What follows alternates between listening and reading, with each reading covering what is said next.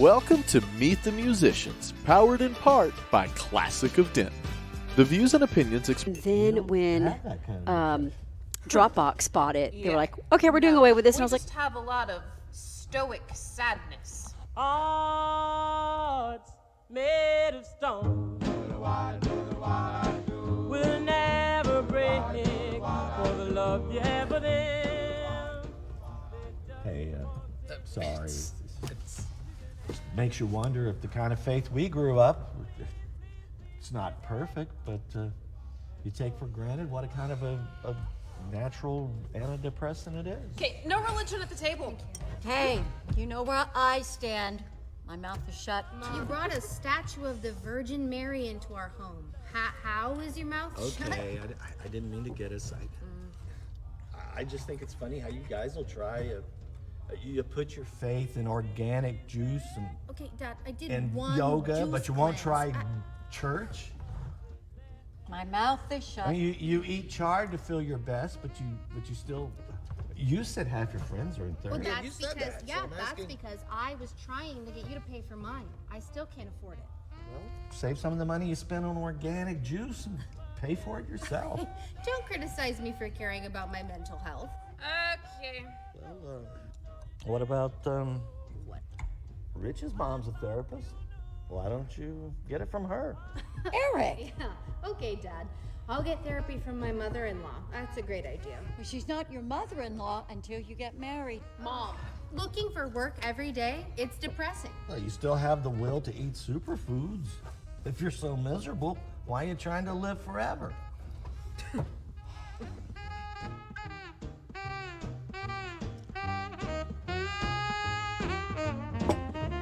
who was it, Lucille Ball? She was like, if I'd known I was going to live this long, I would have eaten more fiber or something like Still remember Johnny Carson. Oh, are we on? Hello, Denton. I'm Lucinda Breeding. I am the features editor at the Denton Record-Chronicle, and you are watching DRC Live. We're starting a little bit late. We had some technical difficulties. Well, sitting with me today is not Jenna Duncan, the business editor, but... Sorry to disappoint.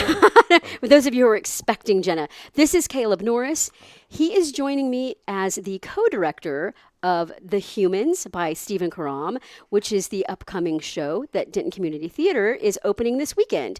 And you have just seen the trailer for this play, which might have seemed a little bit too familiar, especially after the holidays. Right? Yeah. But anyhow, tell me a little bit about what interested you in directing this play, which you are sharing as co-director with Andrea Avery. What made you want to take on a sort of family drama? So I'm really attracted to smaller shows, smaller dramas, especially things that I can relate to. And I think anyone who sees The Humans is going to relate to at least one of the characters and the tribulations that they go through over the course of 100 minutes. And I liked that the show kind of portrayed on a very micro scale what's going on in America. Absolutely. Like the failure of all of these institutions, the skyrocketing health care and, student debt that's crippling and elder care. And I just really liked that it hit all of those bases and was, very focused, but almost universal. I liked that. I was very drawn to that. So The Humans is really about the Blake family. We've got Eric Blake, his wife Deidre Blake, and their adult daughters, Amy and Bridget. And the play happens around a Thanksgiving celebration at the, I'm going to say new to them, apartment of Bridget and her newish boyfriend, Richard. They're not newish, but he's new to the family. He's new to the family. So the Blakes are an Irish Catholic family, and they have all sorts of traditions, all sorts of beliefs, and they are really colliding with this 21st century, maybe late 20th century. No, it would have been the 21st century. 21st. Yeah, this is a new play. Tell me a little bit about how you think this play balances those serious themes that you just mentioned, just the skyrocketing healthcare costs. There's a grandmother, Eric's mother, Fiona, who has dementia or Alzheimer's, and there's all of that happening, and these institutions have kind of let this family down. So where do you see the levity and some of the joy and hope kind of bubbling up in this story? Because what we saw was a little bit on the heavy side. You know, there's a line in the play about always having a seat at the table. And I liked that this family that, they gather for Thanksgiving Day and secrets are revealed and grudges are held and let go of over the course of the play, that at the end of it, they still gather around the table and they still have dinner. And, some people see the end as maybe a little bleak. I don't really think that I do see it that way. I think that in the end, that family endured. Whether you want to be at that table or not, there's a place for you. And that spoke to me, and I know it spoke to Andrea too. That's one of our favorite lines and themes, that these people maybe don't want to belong to each other, but they do. We've all had that experience, yes, right? Exactly. And the levity comes from, you might call it typical, or it seems very typical now. In the trailer, they talk about the superfoods. The father doesn't understand this, hippie snowflake, I guess, might be the derogative of the day lifestyle that his daughter has chosen, and vice versa. They don't understand how prevalent religion is to Eric and Deirdre, right? Like both of the daughters. You have a tint of 9/11 on this play, and they think they were spared because it was a coincidence, not because there was some divine intervention. And I liked the push and pull of that, right? Because I think people in the audience would have that same reaction. You'll have factions that believe absolutely God was involved in sparing them, and the other ones are like, that was just luck. Yeah, right? luck, coincidence. There's always that tension, right? People who believe destiny and other people believe everything's random. And a lot of times you find those things around one table. Exactly. And building on that a little bit, as far as I think the American dream runs through this play, and that Deirdre and Eric were very much subscribers to that. You work hard, you put in your time, you can have it, your kids can have it better than you can. And what we see on Bridget and Amy's side is that that's not true. Like they've gone to good schools. One of them has chosen a lucrative profession, an attorney, and life in the American dream just is not attainable like it's been sold. Yes. It's not necessarily a promise. Yes. Like perhaps we wanted to believe. Now, this is maybe a little bit of an eggheady theater question, but I always wonder why playwrights choose the things that they choose. And in your work with Andrea and the cast, why do you think Thanksgiving is the moment for this family? What do you think it is? What do you think is important about Thanksgiving as a holiday and a family holiday? And why do you suppose the playwright decided this would be the holiday and not, say Christmas or Labor Day or... It's interesting you bring that up, because I have thought about that and the way that religion filters into the show, that I think he probably took and made an obvious decision not to make it based around Christmas because of the religion aspect of it. Thanksgiving seems to be more universal, and there's not, for me personally, I don't find a lot of religion in Thanksgiving. It's more of just being grateful for what you have. So I felt that it was more unifying, and that maybe that's why he chose it. That it would make more sense to get all of these people around a table for that holiday as opposed to Christmas, when families don't always participate in that. It's true. So that was my feeling on that. Yeah, and as I watched, I got to go to a rehearsal and check out part of the show, and these ideals of gratitude and promise are very much kind of bubbling under the surface. You've got, Deirdre and Eric, who are nearing retirement age, and they've accomplished the things that they set out to do. Of course, there are some surprises that we won't spoil for anybody. But then, as you said earlier, they've got adult children who are struggling to understand what this all means for them, and then how to rearrange and reorganize your life around upset expectations. So, and I think, like something you said, promise. Yeah. Eric and Deirdre believed in the promise, right? But they find themselves oddly where their daughters are at the end of their careers and lives. They're getting older. They're in their 60s, I believe, and nearing retirement. But they have nothing more at the end of it, really, than their daughters do at the beginning. Yeah. Excuse me, the begin. So that was intriguing to me. Now, there are a lot of familiar faces in this show.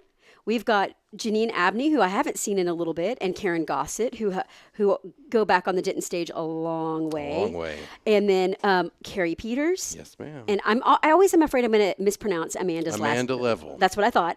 And then there's a newcomer here for me, Rakesh, who's playing Richard. Yes. I haven't seen him on the local stage before, have I? Rakesh was in Blackout. That yes. Andrea Okay, directed yes. down at the Black Box. That's right. So, That's right. She asked him to come in and audition, and you know when I've seen the play in the touring version and when I saw it in Houston at the Alley Theater, I really loved that Karam puts it in his notes, but that other directors have really wanted to diversify the cast. Yes. Right? So I mean, he was a wonderful addition to our show. Is Excellent, a wonderful addition to our show.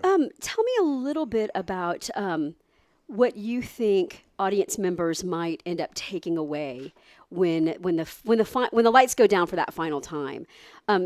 We've talked about some heavy stuff. What do you think people might leave with? What sorts of sensations and ideas might people be picking over? Which might be a little bit unfair to ask you because you've been marinating in this show for a while. You know, every time I see it, I get something else from it. Obviously, you can take a very literal stance and see a religious current if you choose to. I don't see that. I think that Stephen Karam put at the beginning of the play, life continues in all spaces. And so when we see that last scene with Eric, I think it's just a continuation. Life goes on. You know, this family may have been altered a little bit by the revelations that come out over Thanksgiving dinner, but that they're still a family, there's still a place at the table, and they'll be there tomorrow, and they'll be there at Christmas. I think one of the characters has a line, just wait till you see us at Christmas. So it's like just the continuation, which is kind of comforting, right? I mean, yes. for a play that's about heavy things and themes, it's comforting that they'll all be around. Family will be around Family for will you. be there. And you know, even if you do have a rough holiday, life does go on. Yeah, right. It works. Life does go on. In a couple of days, you'll be on to something else and forget about Yes. that a little while. Now, the other thing to remember, and we've talked about this here on DRC Live before, this is Denton Community Theater's 50th anniversary. Yes, ma'am. And if you remember, we have been talking here and there about the Gold Series. The Gold Series is some community sort of programming, most of it's free, that is really meant to bring the community into Denton Community Theater sort of world and sometimes look at the past, sometimes look at what's going on stage, but also just to kind of do some theater stuff sometimes. It just so happens that January's Gold Series event is on the 10th, which is Saturday. Is that correct? Actually, it's on the 12th. It's on Sunday. That's right. It's the 12th on the Sunday. It's following our matinee performance. That's right. Okay, so if you are going to the matinee of The Humans, which it starts at 2 p.m. on Sunday at the Campus Theater. We'd love to have you. Yes, absolutely. If you stay after, you can take part in I Love New York, an Insider's Guide to New York City. And it's actually going to be, it says inspired by scenes from The Humans. So do you know much about what they're going to be doing? I know you've been really kind of thrust into the production.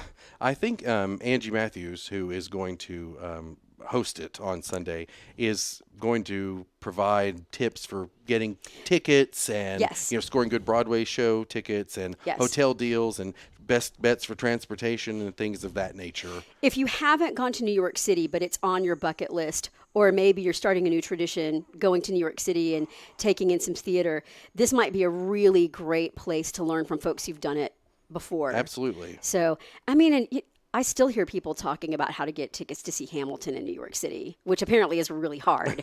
So if you've always wondered about what it's like to do New York City and do the theater thing, this is going to be a great thing. It is free. So if you want to just kind of scuttle on in after The Humans, it's going to be immediately following the show. It's at 4:30, I believe. Yeah, you might want to be at the Campus Theater around 4:15.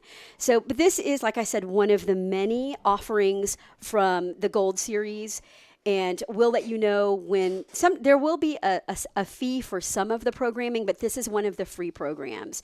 And really, there are lots of folks involved in Denton Denton's theater scene who have done New York, and there are a lot of people here who have taken their theater students to New York. So this would be a great place to get some starting tips for sure. I think I said 4:30. It's actually 4:15. Yeah, 4:15. Make sure I get that time right. right.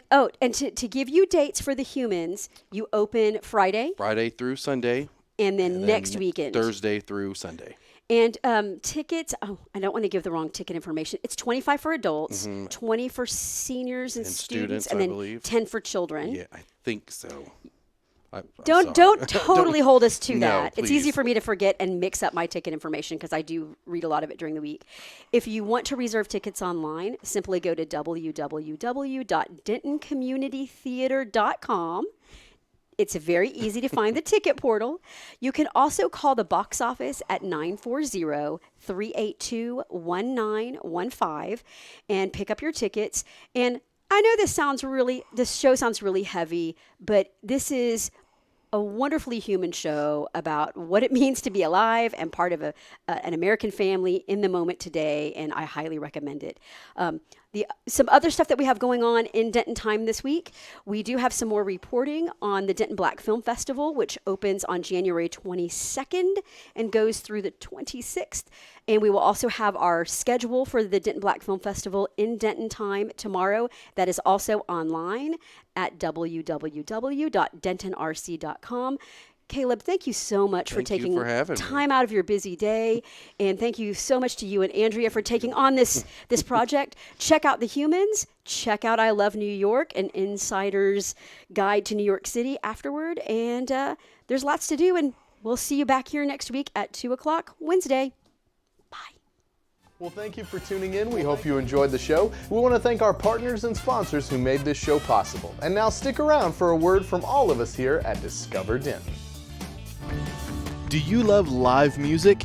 If so, make Denton, Texas your next vacation. Find more information at discoverdenton.com.